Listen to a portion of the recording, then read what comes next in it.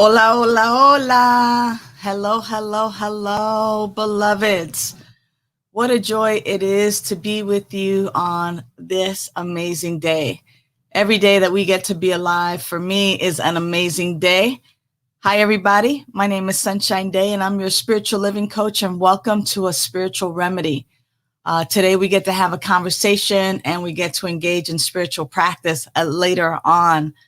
You know, in the month of February, we've been dealing with the topic of beginning. And I want to share with you that I see a world where clean and sober people, or where people in recovery are living their best life and loving it. And my purpose is to awaken humanity to its spiritual magnificence. So I provide spiritual tools and loving support for your personal transformation. And as we've been looking at beginning, this month in February, what we got a chance to do last month was really get clear and have some clarity for 2021. Clarity around our recovery, our sobriety, our clean time, our abstinence, whatever it is, whatever addiction, whatever it is that you are moving away from, and getting clarity on what you're moving towards. Right? Like, what am I moving towards? Am I moving towards sobriety or, clean eating, healthy living? What am I moving towards? And we got some clarity on that. So this morning, if you have some clarity from last month and you know what you're moving towards, go ahead and put that in the chat that we might discuss some of that. Because what we've been doing this month, at least for the last 2 weeks, and what's been quote unquote the assignment, if you will, around beginning is this idea that we have to start somewhere. So let's first define beginning, right? Beginning is a noun, and it is the point in time or space which something starts.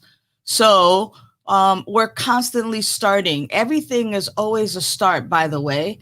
We're always beginning anew, and you are at choice in every moment of the day to begin again. You can begin again at any time. You get to start all over again. Now, of course, you've heard, like, in relationships and things like that, can we start again? We got off on the wrong foot. Can we start again? And if you're willing to have a clean slate, you can start again. But, like, if you're in a relay race, you can't ask the crew to start again. It's already gone. So just we note and we notice that there are things where we can begin again, start again, and then there are some things where that train has left the station. There's no starting again, but we can recreate, we can create again a new way in which we want to approach things for the next time. Now, what does this all have to do with recovery, right? Well, at some point when people are getting clean, when they're getting sober, when they're starting a new regiment of healthy living or exercising, we begin to look and kind of go, oh my gosh, do I have to do that for the rest of my life? I don't know if I could stop drinking for the rest of my life, or I don't know if I could, I don't see myself exercising the rest of my life kind of thing. And what's important about that is that we just pause and take things a little bit at a time, right? Slowly we begin. That because we've had clarity, so my goal is sobriety or recovery. My goal is to eat clean and to be healthy.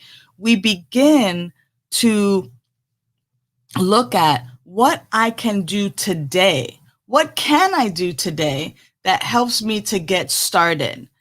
Now, last week I talked about and gave the assignment of every day between last Monday and this Monday, right, was to, in the mornings, to drink a glass of water, have it by your bedside, drink a glass of water, and repeat one of the affirmations, either one of the affirmations that you find in my book, Begin Within, under the topic of beginning, which was, I am loved, today's a new day and my new beginning, or on this day, I'm commencing a beneficial life and a new way of being in the world, or I love my life, I love my recovery, I love my sobriety, I love my body, I eat great foods today, I make good food choices today.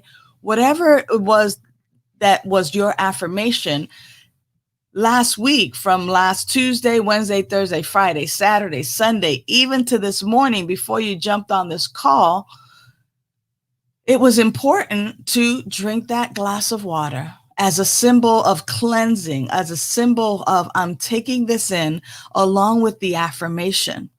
Now, consistency is key. My wife says that all the time. She says consistency is key. And in situations of beginning, that is going to be so important, is to have a way of being and a way of living that provides you with consistency. Now, consistency means I get to do things over and over and over and over and over again. If you think about how you brush your teeth in the mornings and in the afternoons and in the evening time, you take a look at that consistency being what is, every day that you're doing that consistently. And as you do that consistently, you develop a habit. You develop a healthy habit. Now, all kinds of habits can be developed, and they are developed through consistency. We begin to do something over and over again in a particular way, and it becomes a habit. If you have a habit, one that you like or maybe that you don't like, go ahead and put it down in the chat so we can take a look at some of the habits that we might consider healthy habits and some of the habits that we might consider unhealthy habits that become a way of living for us. Brushing my teeth, combing my hair, grooming, all that becomes, has become a habit because I was trained to do that early on. And when we think about training, when we think about beginning, that's really all it is that we're doing. We're training our brain. We're telling ourselves, and we're the point of which we start something is the point to which we're like going, hey, it is important for me to live this way. It's important for me to live this way. So that's why at this point, I am doing A, B, and C. And that's why it was so important, whether you took it as important or not, to drink that glass of water first thing when you wake up, and then to also, say those affirmations for yourself, because that is the starting point of your new life. Transformation cannot happen unless you're willing to take the steps necessary for that transformation. We don't get struck sober. We just don't get struck, healthy with, six-pack abs and, and biceps and, nice quads and all of that stuff. We just don't get struck that way, though it'd be nice. But we have to start somewhere. And I think the challenge for many of us is that we don't necessarily deal, even though we might have clarity on what we want, we don't necessarily deal with the excuses that we put up to prevent us from being at that particular place. What are your excuses about your recovery or about your spiritual growth? What are the excuses you're making about your spiritual growth? Oh, I just can't meditate. It's just like my mind goes somewhere. Or, oh, I just can't, it's just like too much. I can't do the yoga, or, you got to deal with those excuses. Those are just words in the wind that you are putting between you and who you want to be, how you want to show up in your life. Those are simply excuses. And what happens is that when you give in to your excuses, then you never really accomplish anything. And what most people say is that, that stuff doesn't work. Well, it does work. It's just that you were not consistent enough. You didn't start again and begin and have each day be a new beginning. You didn't commit to that place where it's just like, this is what I'm going to do, and I'm just committed to doing it. Everything takes a commitment. Everything takes consistency. And isn't your life worth it? Is your excuse worth your life? Like, oh, it just doesn't work. Oh, I don't get up early enough. Is that worth your life? Is that worth the quality of your living? Or are you willing, now that you have some clarity about your spiritual growth and unfoldment, are you now willing to do what it takes to experience something beyond your wildest dreams? I don't care how long I've been meditating and being on this journey of recovery, there is still so much more for me to experience, a depth of my spiritual practice, a depth of my awakening that I still want to experience.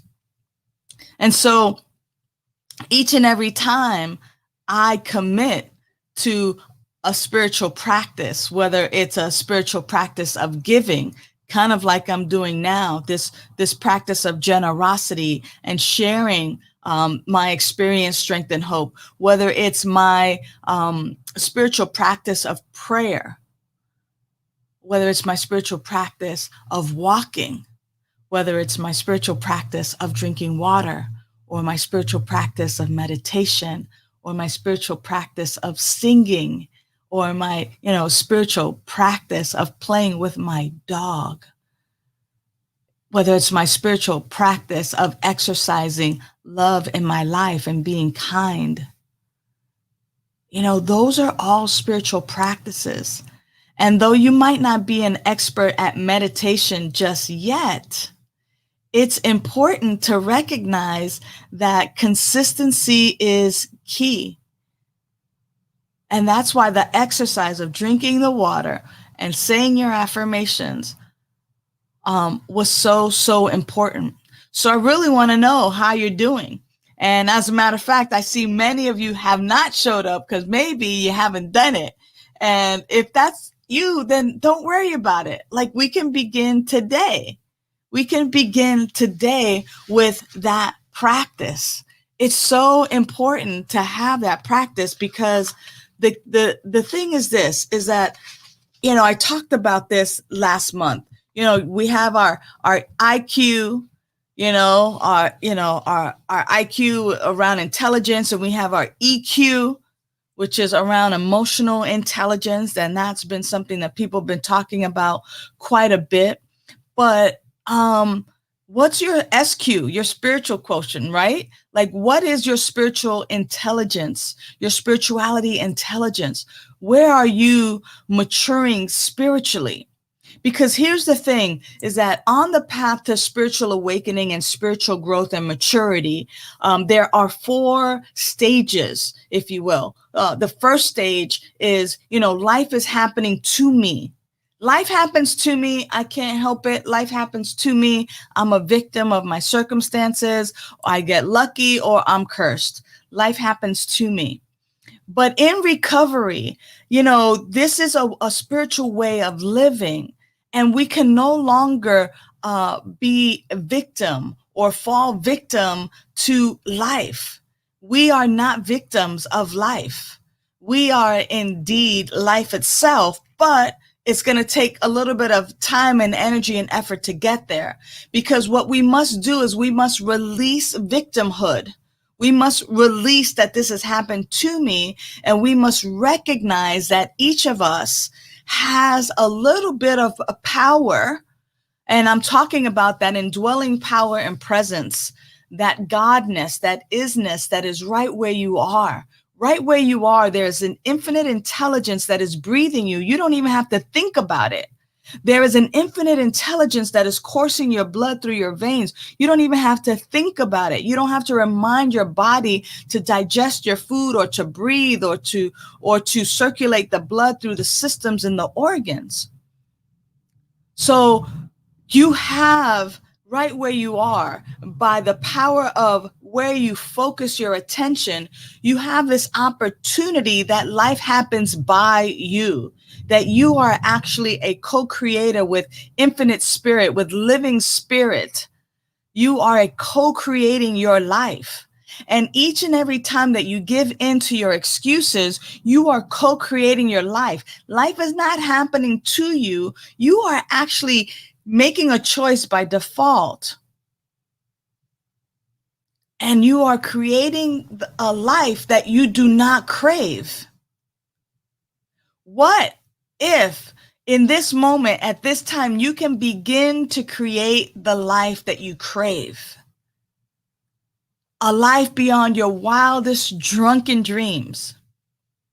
It is indeed possible, and it all has to do with where your attention and your awareness is focused. So life can happen, and life happens by you, by means of your spiritual practice. You live your genuine life by means of where you're placing your attention and your intention. You get to live an amazing life if you choose to. But with that choice comes consistency. With that choice comes beginning again every day, each and every moment, making that choice. Now, on the path of spiritual maturity, then we begin to release control. That comes a little bit later on. You begin to release control, because after you've manifested things in your life, after you've created the life that you crave, the sober life, the clean life, the life of abstinence, you begin to actually see that you've been putting in a lot of effort and you've been kind of running the show. But what happens is, after a while of living in that way, you begin to actually take the oars from your boat, you put them in, and what you recognize is that your boat does not sink, but that the boat actually goes with the flow of the stream. And that is that life happens through you. That there's this infinite intelligence, that same infinite intelligence, that same living spirit that is living you, that is living as you, begins, you begin to just allow that to be your guide. Living spirit is whole, perfect, and complete, and is only there to have its fullest experience and expression as you. So when we actually surrender and we put our oars in the boat, and we allow the boat and we allow the flow of the stream to take us gently, we recognize that we do not sink, that our boat does not sink, but that there's this infinite intelligence guiding us in each and every way, each and every day.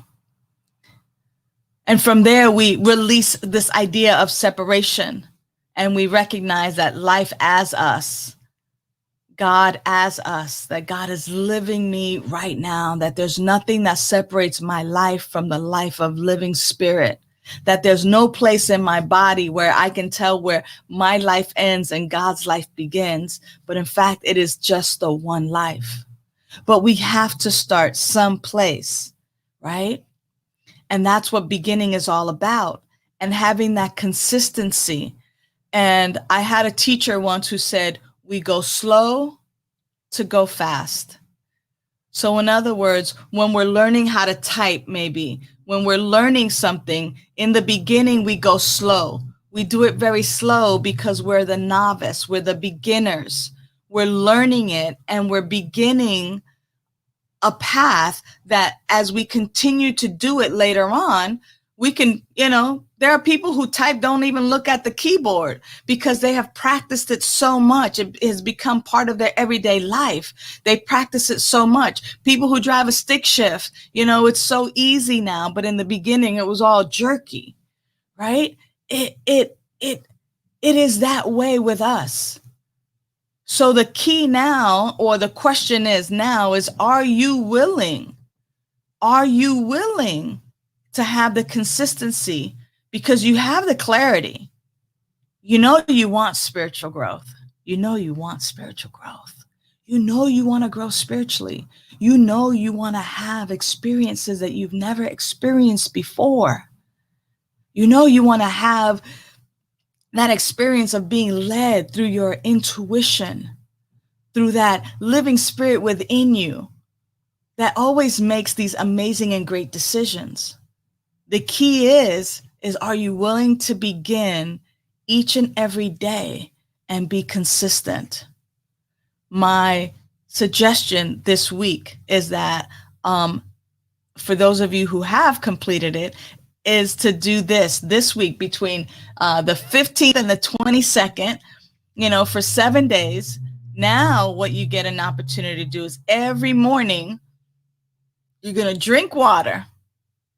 Drink that glass of water, have it on your nightstand, by your bedside the night before. When you wake up, upon awakening, drink that glass of water. Say your affirmations as you're drinking that water. I love my sober life. I love my life in recovery. I make great food choices. I love my abstinence. I love my life. My life is amazing. Life is good. So drink the water, say the affirmations, and then the last one is now surrender. So water, affirmations, and surrender. Now, what I mean by surrender is just see yourself surrendering to that indwelling presence, that life that is so, so good for you. Thank you, Elsa. Elsa says, buenos dias, sunshine. Muchas gracias. Thank you. Thank you. And of course, right? Like, this is what I get to do. I get to give this. I get to be generous of heart. This is one of my spiritual practices, is being generous in this way, right? And so every morning, water, affirmations, surrender. I surrender this day. So pretty much what you're doing is you're just simply saying yes to being infinitely guided, to being guided. And you're listening to that still small voice within you that guides you to your best and to your highest. And so let's just take a few moments in the silence right now as we begin to anchor that part that I call surrender, that part that is actually not surrender to lose, but surrender to win, right? So I invite you to close your eyes as I close my eyes. The reason I close my eyes is because when my eyes are open, the focus is on that which is outside of me. When I close my eyes, my focus is internal.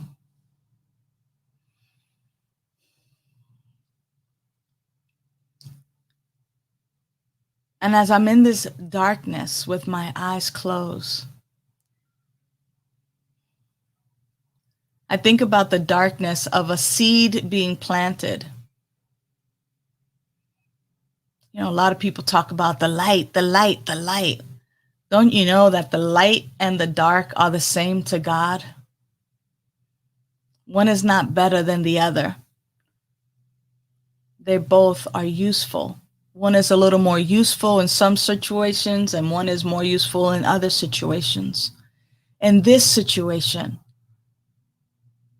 the darkness, the stillness, the silence,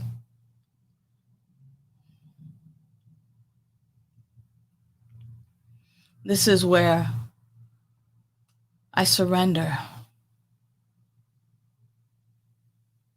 I surrender my small self, the ego. I surrender my ego, my edging God out, and I trade that in for entertaining God only, ego, the other ego. And it's here in the stillness and the darkness and the quietude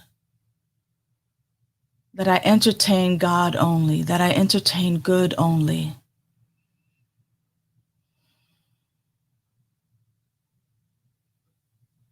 Surrendering my small self, I simply consciously align myself with that power and presence and life that is within me, that indwelling living spirit.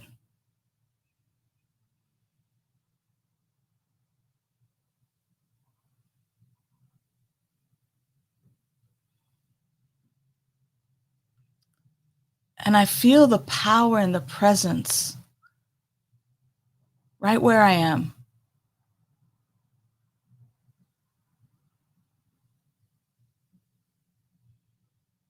And it's this gentle power. And I use this gentle power now. I use it for the highest good. I use this gentle power to release that which is unlike my highest good. I use this gentle power now to anchor in consistency. That even just a few moments in the quietude, in the silence, in the stillness, that even just these few moments, I now am higher powered. I'm higher powered.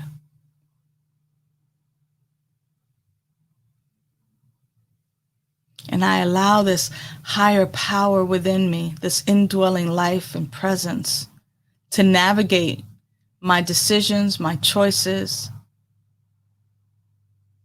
I allow it to be at the forefront of my life. I surrender to spiritual growth and unfoldment. I'm willing to grow along spiritual lines. I want to grow spiritually. I want to know what spiritual growth is beyond what I've known it to be. For what I know is spiritual growth simply means life affirming. I want to know what it's like to affirm my life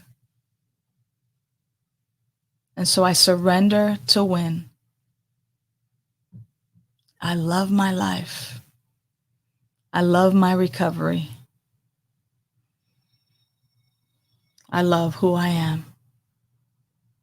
And I let this be now. So it is. And as you gently open your eyes and check out the surroundings, know how much I value and appreciate you. Know that I am your spiritual coach and that I'm here to support you and to provide spiritual tools. So if that's what you're looking for and that's what you need, please reach out to me. I want to be here for you. Until next week, remember, water, affirmation, and surrender. Practice that each and every day, each and every morning. And I look forward to seeing you next Monday. Until then, bye for now. Celebrate life. You celebrate your life. Celebrate the